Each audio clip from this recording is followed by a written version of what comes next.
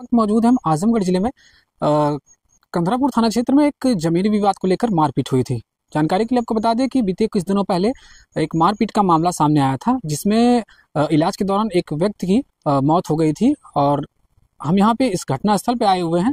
ये पीछे यही जमीन है ना, ये तस्वीर दिखाई देखिए पीछे, ये जो जमीन आपको दिख रही है, इसी जमीन को लेकर के ये विवाद छिड़ा था और इसी विवाद के चलते मारपीट हुआ था। और मारपीट में इतनी मारपीट ज्यादा हो गई कि एक व्यक्ति था जिसकी इलाज के दौरान मौत हो गई। बताइए, ये भी जा रहा है कि मारपीट पहले यहाँ पे स्टार्ट हुई, इसके बाद जाते जाते हॉस्पिटल में भी मारपीट हुआ, इसके बाद इलाज के दौरान उनकी मृत्यु हो गई। फिलहाल यहाँ पे हम आए हुए हैं, यहाँ पे कुछ इनके परिजन हैं और परिजनों से बात करेंगे और जानने के प्रयास करेंगे कि अब तक इनको इंसाफ मिला कि नहीं मिला, और अगर इंसाफ नहीं मिला तो इसके पीछे का क्या कारण है।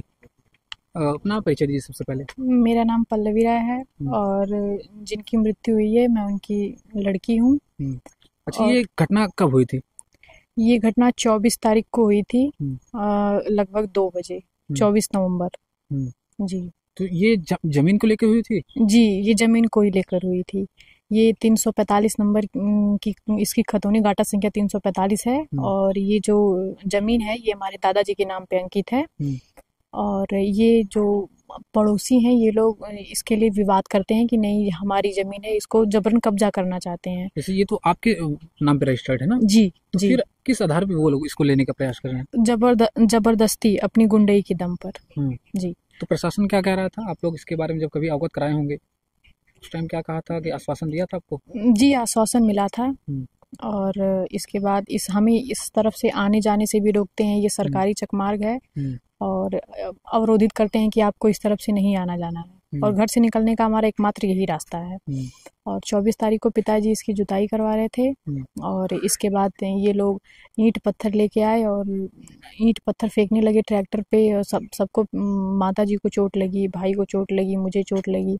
इसके बाद हम लोग मेडिकल के लिए जा रहे थे, थाने गए, फिर थाने से मेडिकल के लिए गए। और मेडिकल यहाँ जब हम लोग मेडिकल करवाने जब हम लोग सदर हॉस्पिटल पहुँचे तो वहाँ पे योगेंद्र उर्फ योगी और राहुल उर्फ पवन राय थे।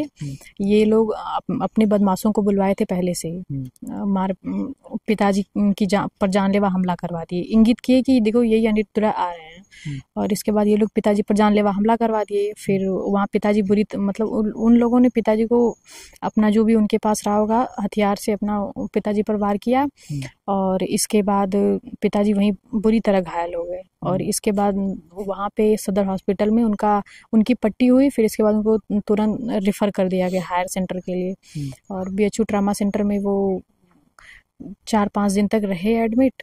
इसके बाद फिर उनकी मृत्यु हो गई। तो प्रशासन, अभी आपने प्रशासन को अवगत कराया इसके बारे में? प्रशासन क्या कह रहा है? जी, प्रशासन लगी हुई है और उनकी कार्यवाही कहाँ तक पहुँची इसके बारे में जानकारी नहीं है, लेकिन प्रशासन लगी हुई है। आश्वासन मिला है प्रशासन की तरफ से, अब आगे क्या होगा। तो क्या मांग आपकी है?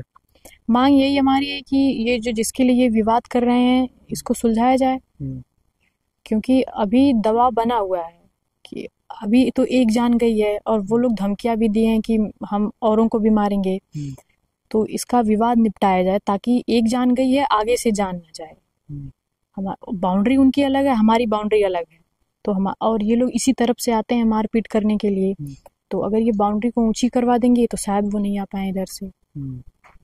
तो ये जमीनी विवाद को लेकर हुआ था? इसके पहले कोई झगड़ा, कोई ऐसा कुछ था? हाँ, पुरानी रंजिश। वैसे ये लोग मतलब हमेशा हमारी जमीन हड़पना चाहते थे, पुराने टाइम से, कहीं की भी हो। तो इन लोगों की रंजिश ये थी पहले से कि हाँ इनकी जमीनें हम हड़प लें और जबरन कब्जा कर, क्योंकि ये लोग न्यायालय से तो कभी जीते नहीं हमसे और जबरन अपनी गुंडई के दम पे तो मारपीट करते रहते थे। जी ठीक। तो जैसा कि आपने देखा, ये उनके परिजन थे, हमने बात किया, इन्होंने साफ साफ तौर से बताया है कि जमीनी विवाद को लेकर मारपीट हुआ था और अस्पताल में भी मारपीट हुआ। कुछ गुंडे को द्वारा मारपीट किया गया और जान से मारने की नीयत से मारपीट हुई थी।